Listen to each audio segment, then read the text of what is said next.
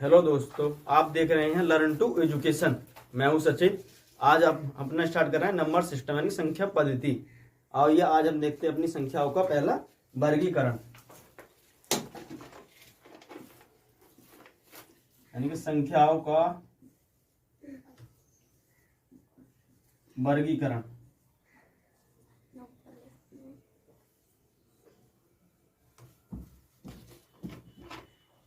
संख्याओं का वर्गीकरण दोस्तों दो टाइप में होती है संख्या हमारी, ये तो आपने सुना ही होगा। यानी कि एक तो होंगी हमारी वास्तविक संख्याएं और एक होंगी अपनी काल्पनिक संख्याएं। हम लिखते हैं पहले वास्तविक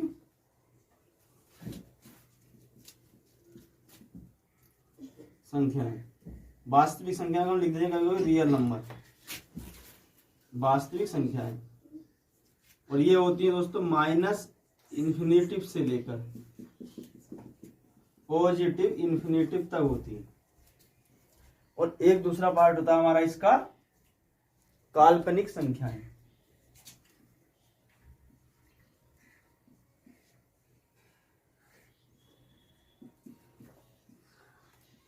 काल्पनिक संख्या ये होती है हमारी आई बराबर आयोटा, आई स्क्वायर बराबर -1 और आई बराबर होता है -1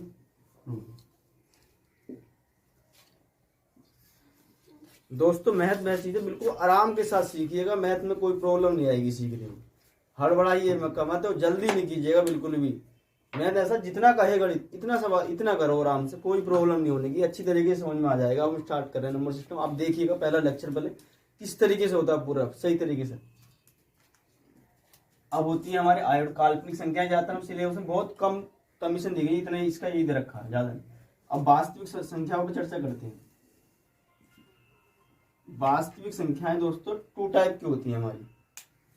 एक तो होती है दशमलव,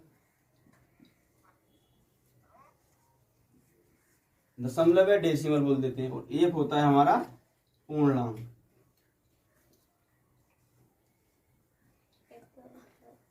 पूर्णांक यानी कि पूर्णांक कोई भी पूरी संख्या। दशमलव में होती कोई भी पॉइंटों में संख्या, मान लो 53 हो गया या 0.35 हो गया।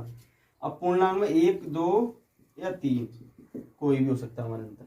ये हमारा पूर्णांक में आएगा पूरा। ये आएगी डेसिमल में।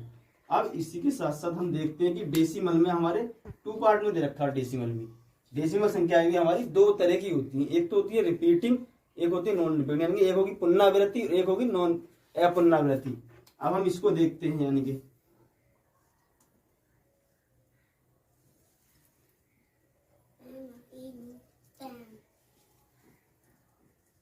पुनरावृत्ति और एक होती है दोस्तों हमारी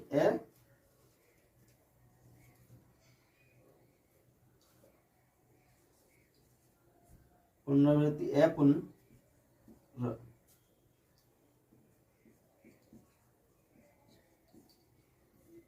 पुनरावृत्ति। दोस्तों लिखने में मिस्टेक हो सकती है, आप बोलने पे ध्यान दीजिए क्या बोला जा रहा है। पुनरावृत्ति में होगा हमारा जो रिपीटिशन होता है, जैसे कि संख्या हमारी दे रखी है 0.33, ये होता है हमारा नंबर। अब इसमें क्या होगा दोस्तों 1352, ये निश्चित नहीं होगा संख्या, आगे तक जाएगी मगर ये इसके रिपीटिशन नहीं होगा। हमारा संख्या का मान ऐसे चलता रहेगा, चेंजिंग का पता नहीं कहां पर, इसका मान ही है।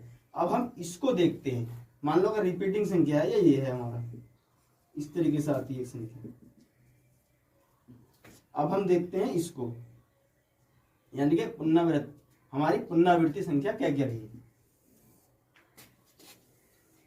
दोस्तों। पुनरावृत्ति होती है हमारी, पुनरावृत्ति जो संख्या होती है हमारी 0.33, इसको कर रहे हैं। अब इसको लिख सकते हैं 0.3, यानी पीछे के अंकों को हम बार में लिख के रूप में लिख सकते हैं। अब हम इसको लाएंगे बार। अब दोस्तों हमने बार तो लगा लिया, अब इसको हटाएंगे कैसे। जब बार को हम हटाएंगे तो 3 बार को हटाने में, पॉइंट को हटाने में हमारा 9 नीचे आ जाएगा। ये अगर शून्य होता तो शून्य आ जाता, तो ये क्या हो जाएगा दोस्तों 3 3 9, यानी कि 1/3। अब दोस्तों ये संख्या आ गई हमारी P और क्यू के फॉर्म में, पी क्यू के फॉर्म में आ गई 1/3 आ गई। तो संख्या का निश्चित मान दिखा रहा है, दर्शा रहा है हमारा, यानी कि जो संख्या ये आ गई हमारी पी क्यू के फॉर्म में। अब पी क्यू के फॉर्म में दोस्तों संख्या कौन सी होती है हमारी, पी क्यू के फॉर्म में आपने सुना होगा, यानी कि रेशनल नंबर, यानी कि हमारी परिमेय संख्या, वह संख्या जो हमारी पी क्यू की अवस्था में, वह संख्या जो वह भिन्न जो पी क्यू की अवस्था में होगी, अर्थात क्यू का मान हमारे 0 के बराबर नहीं होगा, तो वह संख्या क्या होगी हमारी, परिमेय संख्या होगी दोस्तों, वह संख्या हमारी परिमेय संख्या होगी। चलो थोड़ी सी चर्चा कर लेते हैं हम 1 मिनट परिमेय और अपरिमेय पे।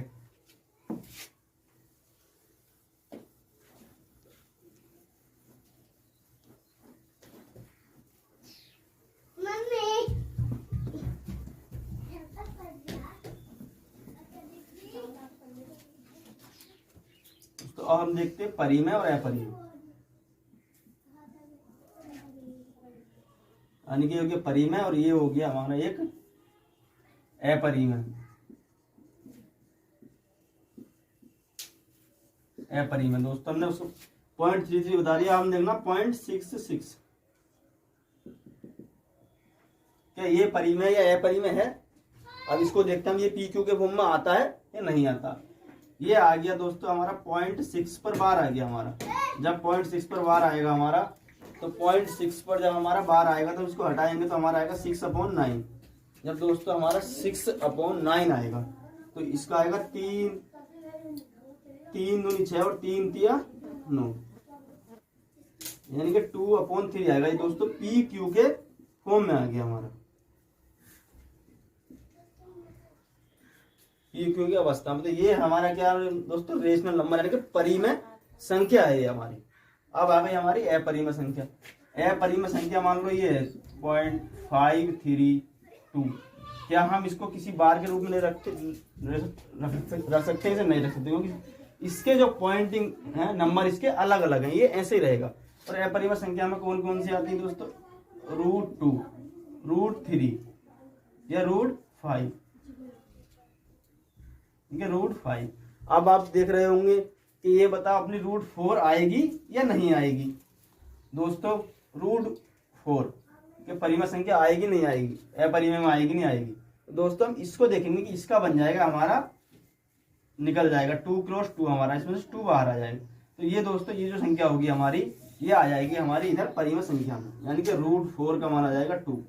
तो √4 में कोई भी हमारी जो संख्या आएगी परिमेय संख्या में, कोई भी पूर्ण संख्या आएगी हमारी, उसमें आएगा रूट में।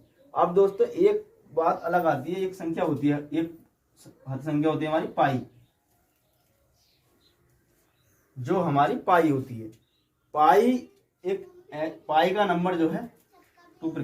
अब दोस्तों अगर क्वेश्चन आ जाए हमारा कि पाई क्या है हमारी, परिमेय या अपरिमेय, अब पाई अगर आएगा तो ये संख्या होगी दोस्तों अपरिमेय, अपरिमेय संख्या के रूप में पाई को लिखेंगे। अब पाई का मान एक तो होता है हमारा 3.14, यानी कि पॉइंट के बाद हमारे जो नंबर है, नंबर डिजिट है हमारे, वो अलग अलग है। अब एक संख्या होगी हमारी 22/7, एक हो गई हमारी 22/7।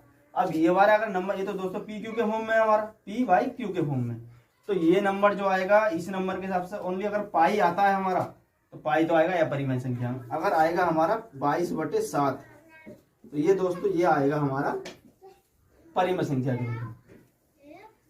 अब दोस्तों ये आएगा हमारा परिमेय संख्या के रूप में, पाई आएगा अपरिमेय और 22/7 आएगा परिमेय संख्या।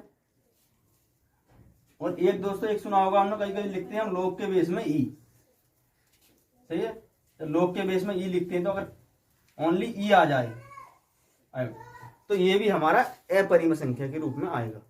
अब आगे क्या रहेगा, आगे हम देखते हैं दोस्तों अपना अभाज्य और भाज्य संख्या है, जो कि हमारा पूर्णांक में आएगी हमारी। अब देखते हैं हम पूर्णांक। दोस्तों मैथ को आराम के साथ समझिएगा, बिल्कुल कोई भी टेंशन लेने की जरूरत नहीं, बिल्कुल आराम के साथ पढ़ेंगे सब कुछ। मैथ बस रिवीजन मांगता है, जितना रिवीजन करोगे थोड़ा थोड़ा इतना हो जाएगा आराम से। अब आएगा हमारा पूर्णांक। पूर्णांक आ गया हमारा, पूर्णांक में होगी हमारी 3 टाइप की संख्या।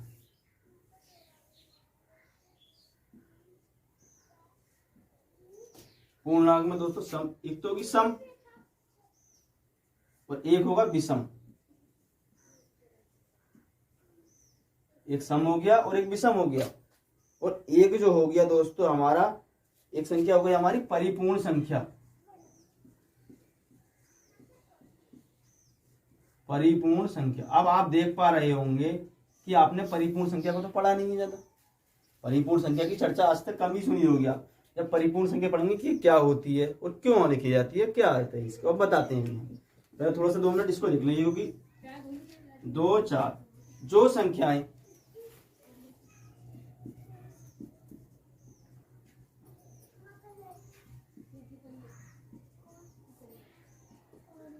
दो से पूर्णतः विभक्त हो,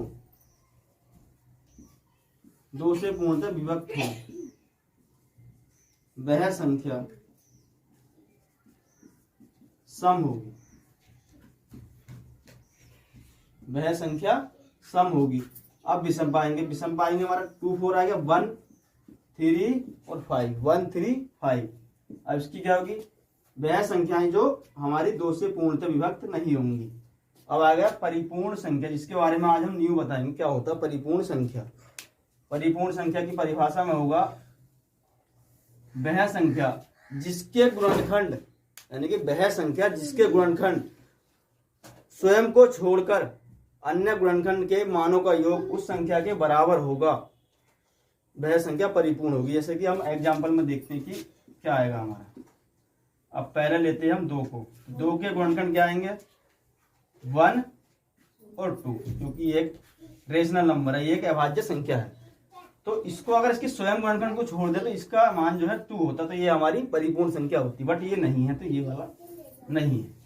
अब आएगा हमारा थर्ड, 1 और थर्ड, ये भी नहीं आएगा, ये भी नहीं है परिपूर्ण। अब लेते हैं हम दोस्तों 6 के गुणनखंड क्या होंगे हमारे फैक्टर, यानी कि 1 2 3 और एक 6, 1 1 यानी कि 1 2 3 और 6 होंगे हमारे 6 के गुणनखंड।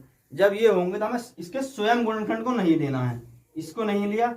अब इन गुणनखंडों का मान हमारा इसके बराबर होना चाहिए। देखो 2 और एक 3 और एक 3 कितना हो गया 6, इसका मान 6 हो गया, तो यह संख्या परिपूर्ण है। दोस्तों यह संख्या हमारी परिपूर्ण है। अब एक तो ये आ गया, जैसे कि हमारा परिपूर्ण संख्या में हम लिख देते हैं अपना कौन कौन से नंबर। चलो मान लो पहले आ गया हमारा 6।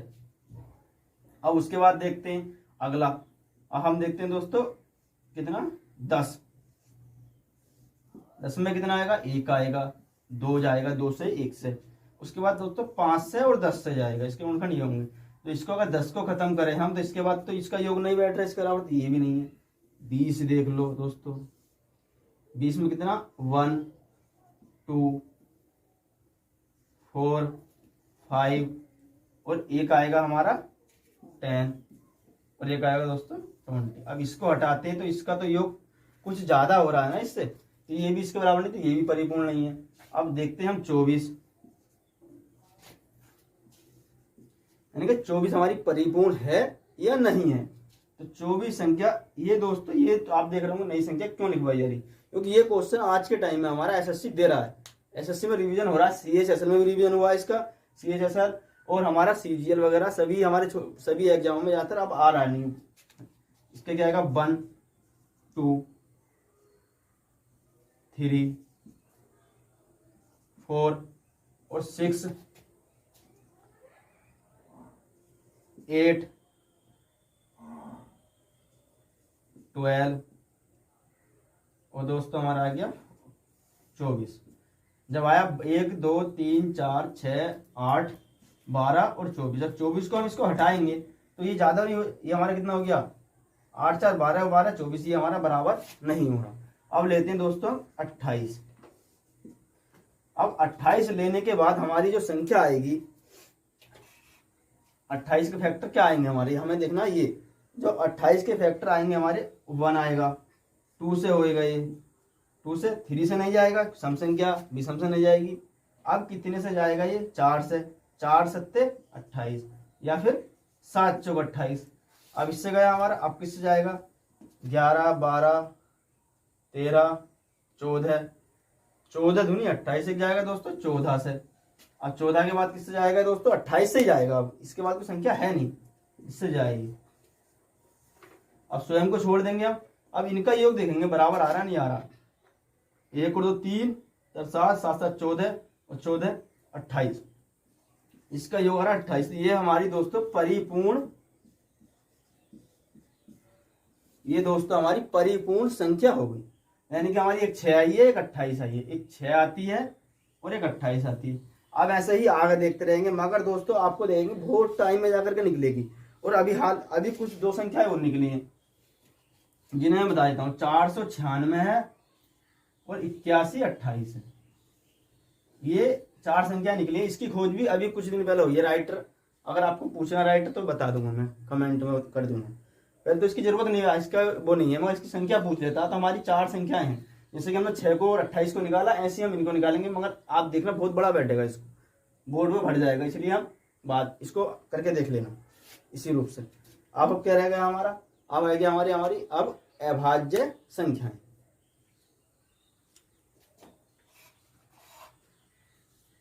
ये दोस्तों अभाज्य संख्याएं, हम एक काम करते हैं, हम देखते हैं